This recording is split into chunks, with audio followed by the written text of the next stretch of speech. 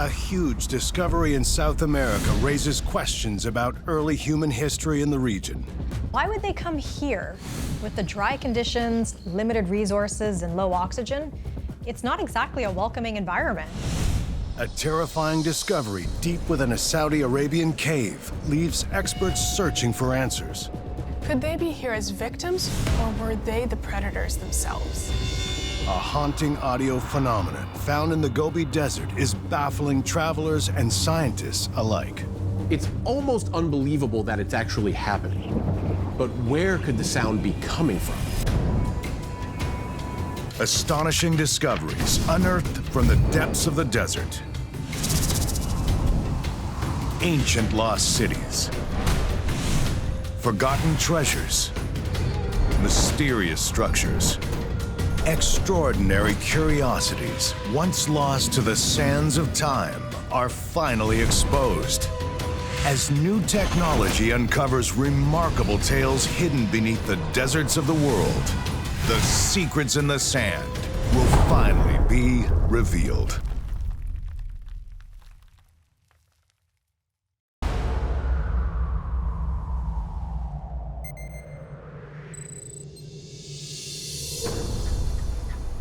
In the Puno district of southern Peru, high up in the Andes Mountains, is Lake Titicaca. Covering around 8,300 square kilometers, this immense lake is the largest body of fresh water in South America. The lake and basin are thought to have been created millions of years ago, when a huge earthquake rattled this part of the Andes. And it sits at an astounding 3,800 meters above sea level. The highlands in the Lake Titicaca Basin are really inhospitable. It's cold and dry, and because of the altitude, there isn't much oxygen in the air.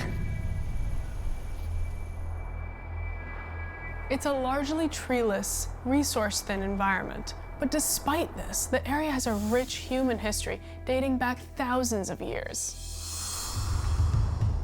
Around 30 kilometers west of the shore of Lake Titicaca, a local man discovers a scattering of artifacts buried in the sandy ground.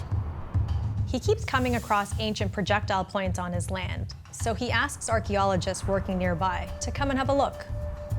Excavating an area of around 37 square meters at about 30 centimeters deep reveals dark stains where the earth has been blackened by ash from fires.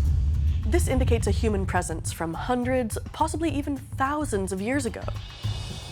The discovery is made near Muya Fasiri, a community of the Aymara people. The Aymara are a large indigenous group who have lived in this region since before the Inca took control in the 15th century CE. Nowadays, the Aymara number around 3 million people, spread out across Peru, Bolivia, Argentina, and Chile. They're mostly herders and farmers, despite living in harsh environments high up in the Andes. Their lands became a vital part of the Incan Empire, but they weren't pushovers and regularly revolted against the Inca. So maybe this is an old Aymara site? The team eventually uncovers more than 20,000 artifacts, but about 40 centimeters below the ground, something else grabs their attention. It's human remains, a body in a flexed position, oriented towards the east. Buried with it are two projectile points. One is near the pelvic area, and the other is touching the right forearm. Based on the skull and jawbone, it's determined that this is a male, and the dental wear patterns indicate that he was between 25 and 30 years old when he died.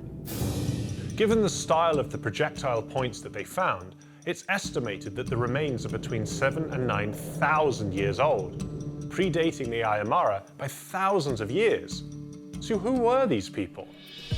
Further excavation of the site, now named Willamaya Pata, reveals another 4 burial sites containing human remains. But unlike the first grave, they don't contain any artifacts. This lack of grave goods isn't really that surprising. These people were likely hunter-gatherers who moved around a lot and didn't carry much with them. As the team continues digging, they discover yet another set of human remains about 85 centimeters below the ground. It's fragments of a skull, teeth, and parts of various leg bones. But that's not all. there are 24 stone artifacts with the body, most of them in a tidy pile near the hip. So clearly this was a person treated with reverence. But who were they? About a kilometer to the north of Willamaya-Pata, another burial site had been discovered 18 years earlier. It contained the remains of 16 individuals, 2 of whom showed evidence of violent trauma. One of the bodies had a large hole in the left parietal bone, and a dart point was found between the ribs and the sternum. It looks like this person likely suffered a violent death. Given all the projectile points found in the area, maybe there was a battle between these two groups. These highland communities would have been exploring new and fragile cooperative dynamics that could have led to competition. But radiocarbon dating shows that the remains discovered with evidence of injury nearby are over 1,000 years younger than the ones found with the grave goods at Willamaya-Pata. The team conducts a study of the bones, analyzing their stable oxygen and carbon isotopes. The higher the elevation where people live, the lower the number of oxygen isotopes will be present, and the greater the number of carbon isotopes. Based on the results, it's determined that these people lived permanently at high altitude, but lower than the Titicaca Basin. So it's likely that this area was used for seasonal habitation. But why would they come here? With the dry conditions, limited resources, and low oxygen, it's not exactly a welcoming environment. Further excavations at the Willamaya-Pata site uncover something unexpected given the area's inhospitable reputation. There are fragments of animal bones, mostly large mammals, like deer and camels, but there are 106 unidentified fragments. This is quite surprising given the scarcity of vegetation and the overall dryness of the region. It doesn't seem to be able to support such a diverse range of wildlife. As the team gets a closer look at the artifacts left at the burial site at Willamaya-Pata, the possible role of this individual becomes clearer. These are tools for hunting big game. Given the presence of so many animal bones, this area was probably used as a seasonal hunting ground. The projectile points would have been for bringing down the animals, probably with an outladdle, a spear-throwing device used by ancient hunters. The knives would have been used for removing the animal's organs, and the scrapers and stones were for processing the animal's hides. Because most of the tools were found in a neat pile next to the body, they were likely placed there in a container of some kind, probably a leather satchel that disintegrated over the years. This was a symbolic act of respect shown to a skilled hunter. The team attempts to further analyze the bones to gather more information, but they are too degraded to be studied for certain attributes. However, a new kind of testing might just be able to unlock their secrets. A recently developed technique examines the proteins in the enamel of the teeth, specifically a protein called amylogenin, and the tested sample provides a rather surprising result. In Peru, on the shores of Lake Titicaca, archaeologists examining the remains from the burial at Willamaya-Pata make a stunning realization. The remains belong to a woman, between 17 and 19 years old. This is a major discovery because it's often assumed that in early hunter-gatherer societies, the males did all of the hunting. This discovery isn't the first time that a prehistoric female thought to be a hunter has been found. In 1989, a road crew accidentally unearthed human remains in a gravel quarry near the town of Buell in south-central Idaho, USA. Analysis of the bones revealed that the individual was a Paleo-Indian woman who was roughly between 17 and 21 years old when she died, about 10,000 years ago. Along with the body, they found several grave goods, including a tool made of bone and a large stem projectile point, similar to what was discovered at Willamaya-Pata. It's not just these hunting discoveries that are causing people to rethink traditional gender roles in the ancient world.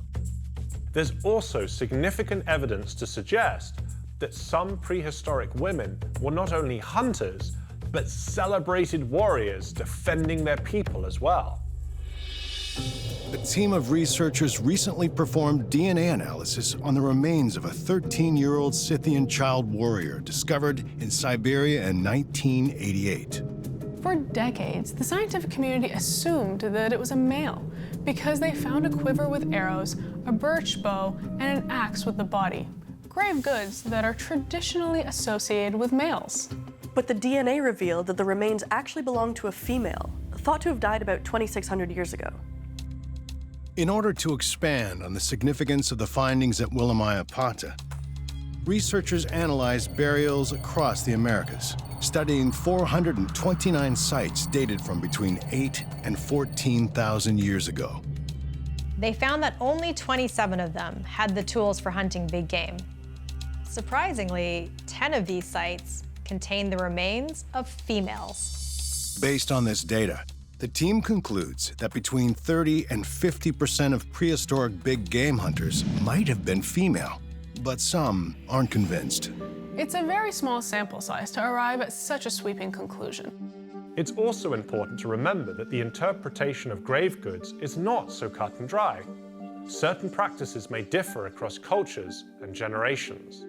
But given the sheer volume of hunting artifacts found with the body, it's safe to assume that the female remains found at Willamaya-Pata belonged to a hunter of some renown.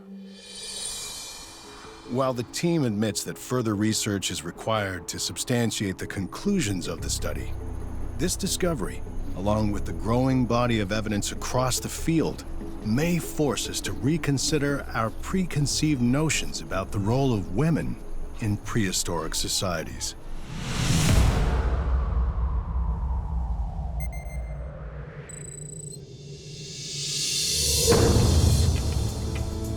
The Arabian Peninsula features not only massive swaths of arid landscapes of sand and rock, but also huge lava fields, or harat. One of these fields, named Harat Khaybar, covers 14,000 square kilometers of Saudi Arabia. The Harat contains a wide range of volcanic rock types and extraordinary landforms. And there are over 400 kilometers of unexplored passages and at least 40 lava tubes here. These tubes are natural tunnels created by a lava flow. At the end of an eruption, after the lava starts flowing, it drains and leaves these tunnels, caves, and entire cave systems beneath the ground. While exploring and mapping this fascinating landscape, speleologists or cave scientists ventured deep underground inside a cave known as Jersan and uncover something terrifying. Deep within this enormous lava cave system is a massive cache of bones, hundreds of them. And beyond what's visible, there are presumably many, many more underneath the layers of undisturbed sediment. Not only is this a horrific boneyard, but animal snarls echoing from the depths of the cave, believed to be made by wolves, are enough to send you running for the surface. The volcanic field was formed by multiple eruptions along a 100-kilometer vent system over a period of 5 million years. And the most recent eruption on record happened between 13 to 1400 years ago.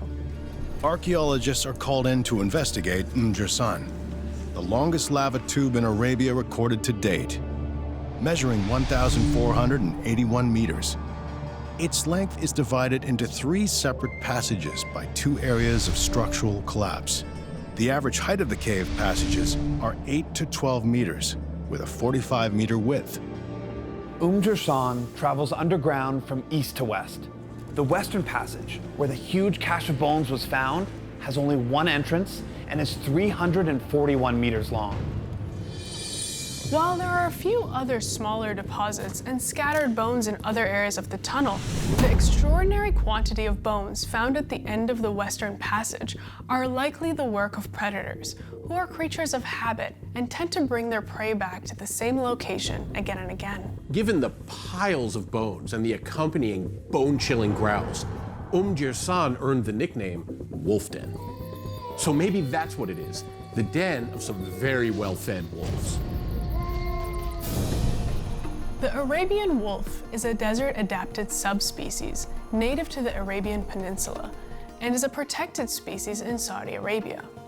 Arabian wolves are one of the smallest subspecies of wolves on the planet. Their small stature likely helps them adapt to life in a hot, dry climate. While wolves do use caves as dens, they tend to stick to the mouth of the cave, so a wolf den nearly 350 meters underground would be very out of character.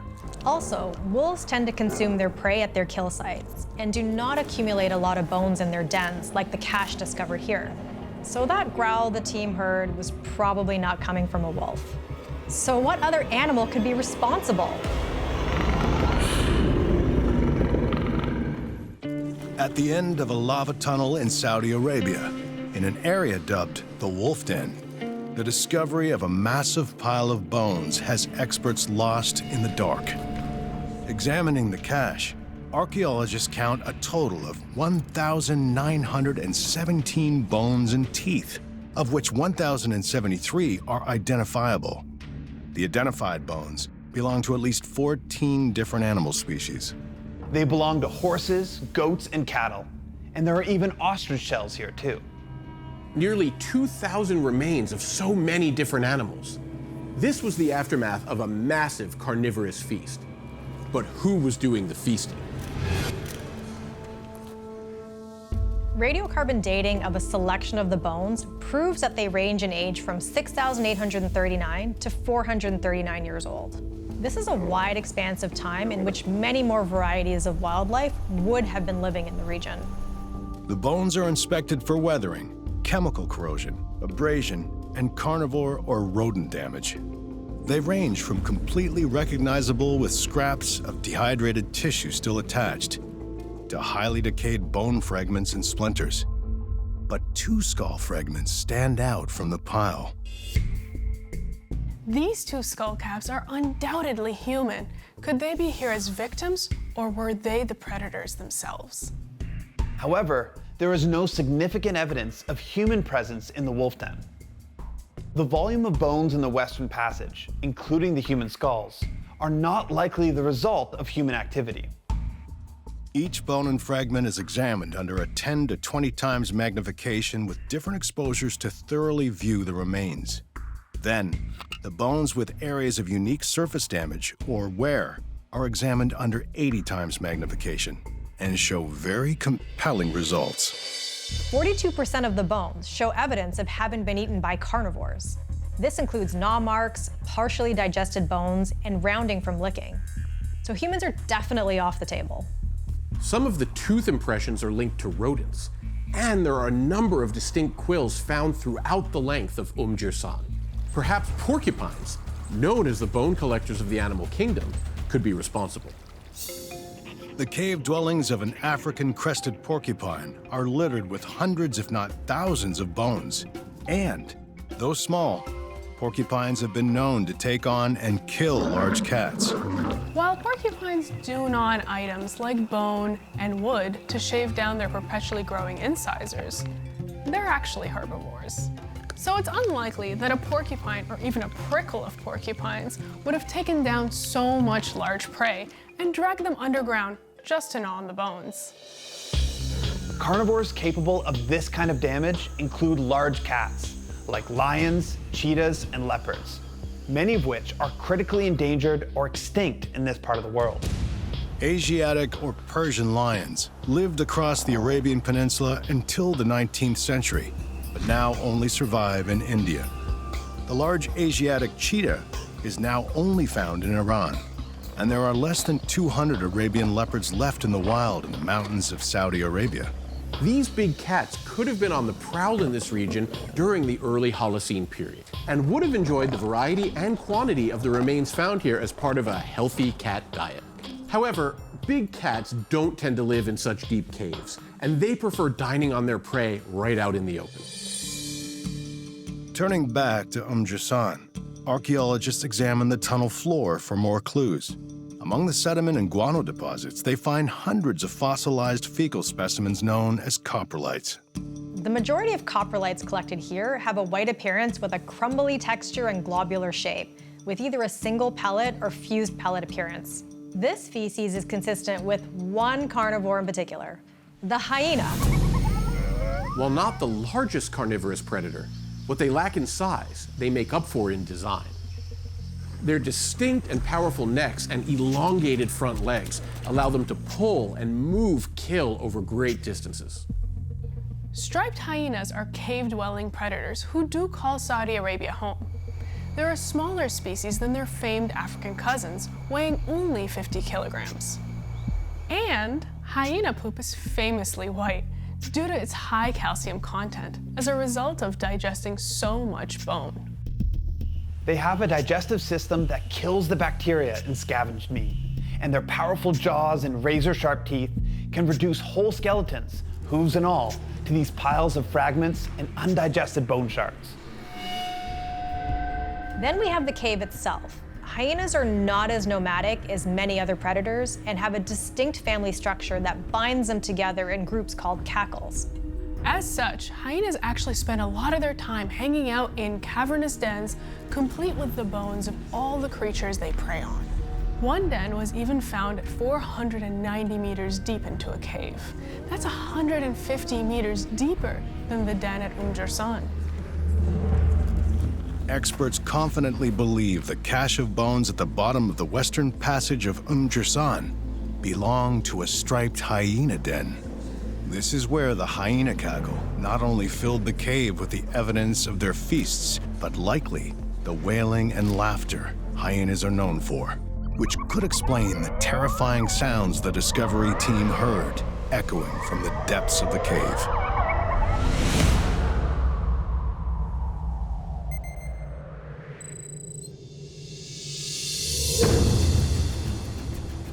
Across the huge, inhospitable expanse of North Africa's Sahara Desert is Tunisia's Gulf of Hammamet. Tunisia's climate varies considerably due to the influence of the Mediterranean Sea and the Sahara Desert. Given its strategic location on the Mediterranean, it has seen an incredibly diverse range of people trading with, settling in, and even colonizing the area over thousands of years, giving it a unique history. In the days following a very heavy windstorm, beachgoers noticed something odd emerging from the sand in the shallow waters of the Gulf. Strangely shaped stones just beneath the waves. Wind and water are always chipping away at coastlines, altering these landscapes over time. But these rocks seem entirely out of place on the seafloor. Perhaps they're man-made. Strange items have been known to wash up on shores after storms, everything from beached whales and trash to shipwrecks and bottled messages. So while these rock formations are unnatural, they're not entirely unique given the circumstances. As word of their discovery spread, teams of interested investigators descended upon the Gulf in search of answers. Divers take to the water and quickly learn that these are not displaced rocks, nor are they trash shifted by the storm. These are blocks, 100% man-made building blocks with right angles and hewn flat surfaces. Actually, given the amount of algae present, these stones have clearly been underwater for a very long time. So where did they come from? Expanding their underwater search, not only do they find more blocks, but they discover connected foundations and structures poking up from the sand and sea growth. A few loose stones could be explained, but intact building foundations? That's a surprise. Whatever it is we're looking at used to be above the water. So what happened here? A discovery lost to the sands of Nabel, Tunisia, has archaeologists stumped. Limestone has been extensively used as building blocks in the Mediterranean basin since the first constructions made by humans. Expanding their search on land, they hope to encounter ruins that could help explain the discovery. In the grassy area just beyond the beach is a massive foundation made of similar blocks to the ones found in the water. It's palatial, and it appears to be built around a central water feature and courtyard structure. Its design is reminiscent of classic Roman villas dated to the middle of the 4th century. It's as elegant and well-designed as those found 1,300 kilometers away in Rome. Were the Tunisians fans of Roman design? Who built these and why? Thousands of years ago, the entirety of the Mediterranean Sea and every surrounding piece of land that touched the coast was absorbed into the booming Roman Empire. Over 2,000 years ago, the northern coast of Africa was prized for its fertile agricultural lands, and it became known as the breadbasket of the empire due to its abundant supply of grain. Considering the number and quality of historic Roman sites found across Tunisia, the area was clearly favored by the elites of the empire. Palatial villas for the wealthy, functional aqueducts, ornate bathhouses, and communal sites for entertainment were built throughout the country at great expense. Signs of the Roman good life exist across the Gulf region of Tunisia. But there are no ruins of farms in the immediate vicinity, so where did this wealth come from? On the grounds of the villa known as the House of Nymphs, there is an intricately decorated ceramic basin, complete with a mosaic inlay, featuring the image of the god Oceanus surrounded by fish that may offer some insights. The artwork implies a bounty of fish from the sea. Perhaps the seaside community was flourishing due to a thriving fishing industry. Teams of experts are called in to examine the site, and using drone imaging, they are able to create a connected grid of all the known structures on land and beneath the water. The submerged discoveries appear to match the layout and engineered design of the above-ground ruins. This combines the known area on land with another 20 hectares of structures in the Gulf into one large connected site or city. Few historical records exist for the area, but the references we do have indicate this could be the rumored Roman metropolis of Neapolis, founded by Julius Caesar after his war against Pompey. Neapolis was originally established in the 5th century BCE as a Phoenician outpost. The Phoenicians were an ancient civilization of merchants, traders, and colonizers originating in the eastern Mediterranean, primarily located in modern Lebanon and coastal Syria. But the city was lost to the Romans in 146 CE. It's likely due to its frequent and often violent changes in government that there are so few records of its history. But with little to go on, and nearly half the site underwater, investigations must continue. On the periphery of the underwater site, divers locate a large foundation with massive embedded tanks, large engineered stone basins. There are hundreds of them. The tanks are often built in sets of 3. They're about 2 meters deep, and they are lined with ancient concrete. They appear to be connected through pipes from the outer tanks to the inner, larger basin. These tanks are very familiar. They've been found throughout the Roman Empire, but rarely in these numbers. These are garum tanks. Garum tanks are vats where ungutted fish are salted, seasoned, left to liquefy, ferment, and then dry in the sun. The bacteria present in the fish intestine is the secret ingredient of the fermentation process. It's a very smelly, very long process that results in the collection of a clear fish sauce in the central basin, which is packed with protein and flavor. Historians believe it was served along with meats, vegetables, and fruits, and was even thought to be an aphrodisiac. Continuing the exploration of the beachside area, experts come across another large ruin. But this is not a Roman villa. It appears to have a more functional design. Along the grounds of this large property are more garum tanks. These above-ground ruins even contain the pungent residue of fish bones and guts. So it's likely this was a Roman garum factory. Garum was the favorite condiment of the empire, and due to its extreme salt content, it could last for years. The underwater discovery of hundreds of tanks here, combined with the tanks on land, point to the city being a major production hub. If this were a successful garum factory town, the producers would need some way to package and sell their liquid gold throughout the empire. Amphora was just the ticket. They were a specific type of two-handled ceramic vessel used to transport liquids, including garum. Amphoras that are believed to have been made in Neapolis feature a ring-like rim, molded outer face with a thin, elongated neck, and wide, 3-grooved handles. And they have been found throughout the Roman Empire. What we now know is that Neapolis became the hub of garum production for the Roman Empire.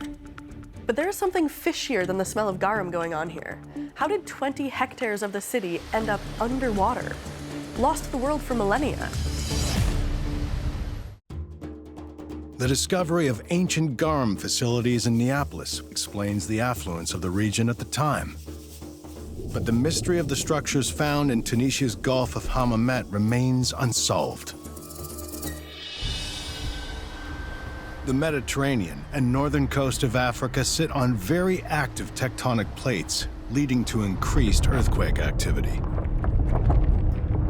It's possible a quake could have wreaked this kind of havoc, but there are no records or physical evidence here of any earthquake capable of dropping a city into the sea. While no earthquakes were registered at that time along the African coast, nearly 2,000 kilometers away in Alexandria, records show that the city was devastated by a massive tsunami.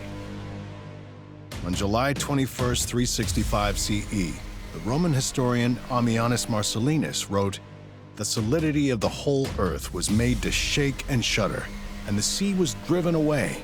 Its waves were rolled back, and it disappeared, before returning to destroy the city in its wake." Over 80% of tsunamis are caused by earthquakes. By following the displaced soil and sediment samples from the bottom of the Mediterranean, experts are able to track Alexandria's tsunami to its source. It's believed, based on the current evidence, that the wave originated as a result of an earthquake at the island of Crete, 654 kilometers away from Alexandria.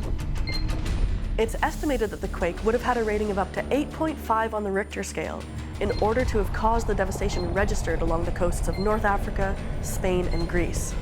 That's a huge earthquake, and yet no major wave came to Neapolis' shores.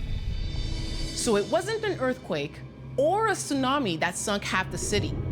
Whatever happened in Neapolis seems to have taken a slower and more insidious path. Experts now believe that the Crete earthquake and subsequent tsunami created another unexpected consequence: an underwater landslide off the coast of ancient Neapolis. If proven true, it would have had a huge destabilizing effect on the coastline of Tunisia.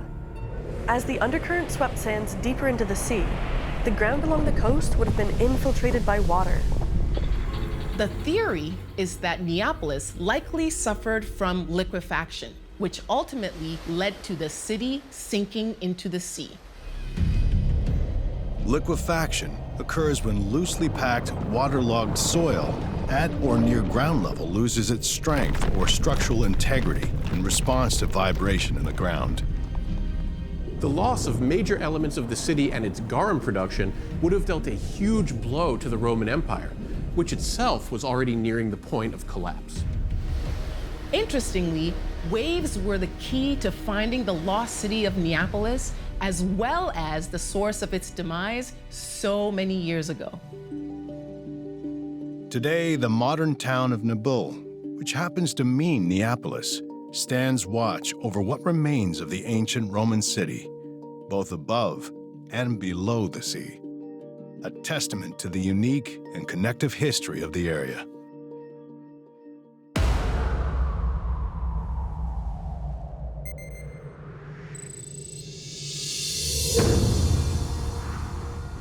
Towering 300 meters above the expanse of southern Mongolia's Gobi Desert, the sand dunes at Hongren Els are a dramatic change from the otherwise flat surroundings. The Gobi stretches across a variety of different ecoregions. Sand dunes give way to hard-packed rock desert, which transitions to salt marshes and lakes. But one thing that the entire region has in common is how little rain it receives, only about 40 millimeters a year.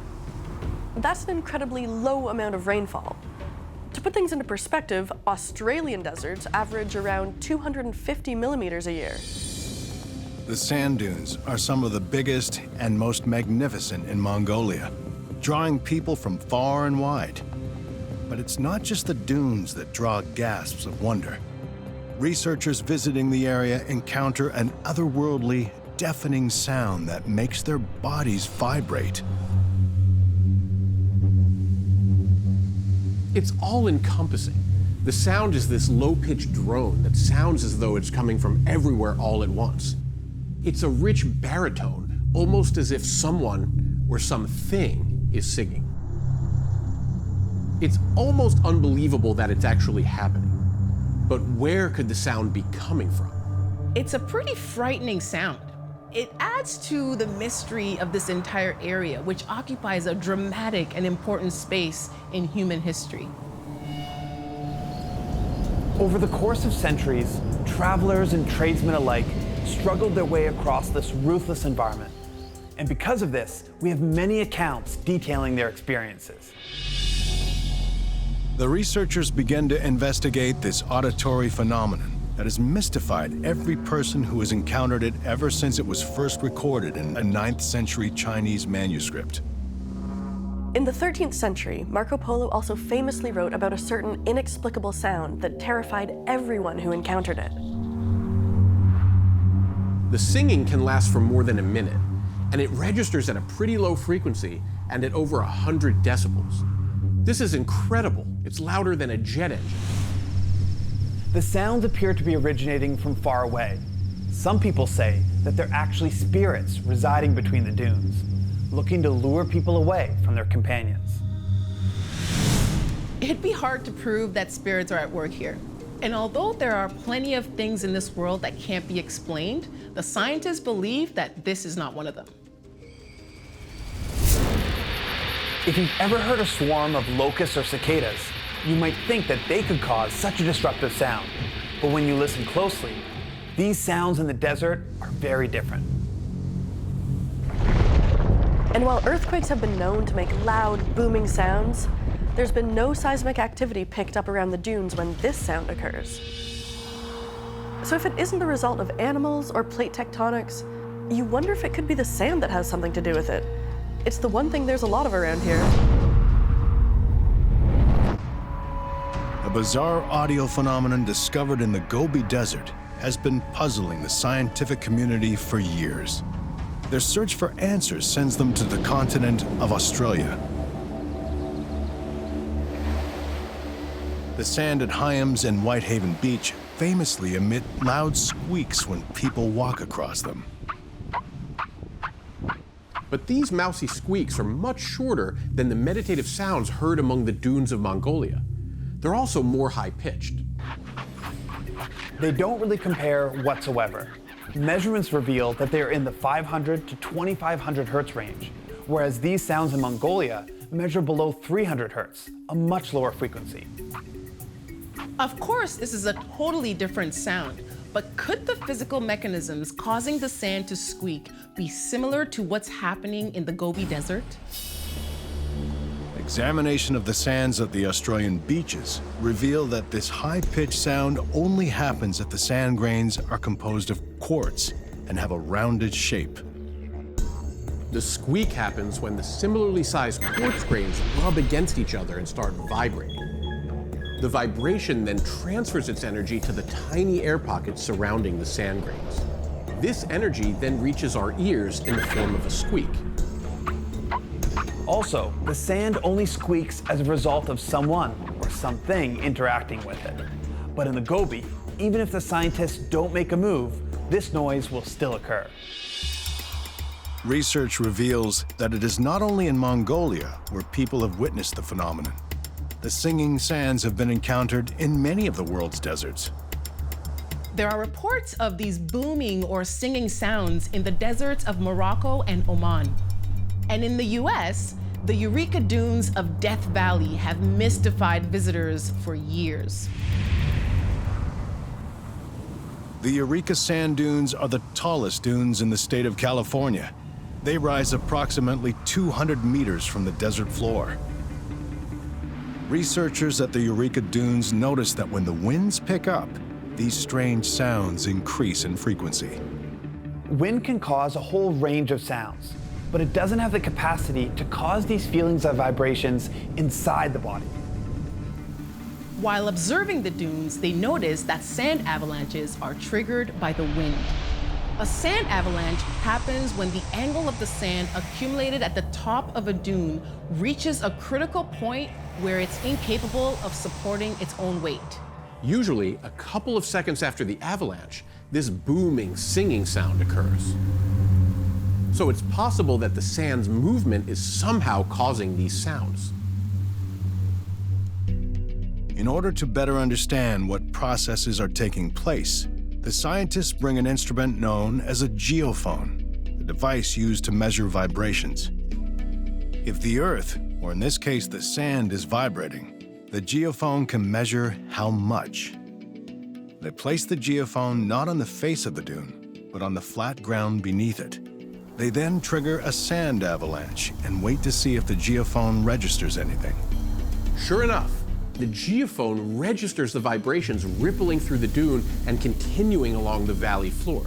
So the sand is somehow causing these sounds, but there has to be more at play here. Additionally, when the sand on the valley floor is agitated, the geophone picks up the vibrations. This means the grains of sand are rubbing against each other, but most importantly, the telltale drone remains absent. So whatever is happening must exclusively involve the structure of the sand dune. Hoping that the dune itself may shed some light on the mystery, the researchers consider its structure and how it is formed. A dune is essentially created by wind blowing sand across a landscape. As it does, little piles begin to accumulate. And as more and more sand gathers on top of these piles, a gap is formed in front of them. As it grows, it does so in layers, and we're talking tons of sand here. Remember, these dunes are hundreds of meters tall. As the dune gets bigger, the sand in its core is compacted by all of the sand that's above it. A sand dune can only reach a certain height. Once the opposite side of the dune reaches an angle of around 33 degrees, it will self-regulate, releasing avalanches that cascade down its face. Ground-penetrating radar reveals that the top layer of the dune is around 1.5 to 2 meters of loosely packed sand. Below that is a super densely packed mass of sand that's almost like concrete. But it's on top of the outer layer where the avalanching occurs. Curious about the properties of this top layer, the scientists look at its seismic velocity, its ability to carry seismic waves. The physical properties of the dune's top layer allow the vibration to travel through it at a specific velocity, while the dense concrete-like sand below it only reflects the vibrations right back at it. The scientists theorize that as the sand is avalanching, the vibrations created by the moving sand are trapped and reverberate throughout the top layer. The top layer is acting like an amplifier of the vibrations caused by the sliding sand. This has the same effect that the body of a guitar has. When you strum a chord, you don't get any reverberating sound unless you have the body of an instrument to capture it. Amazingly, it creates its own feedback loop, which, as we've heard, can be both terrifying and beautiful. The phenomenon of the singing sands can really be characterized as nature's true instrument, playing these long, drawn-out notes for humanity since time immemorial.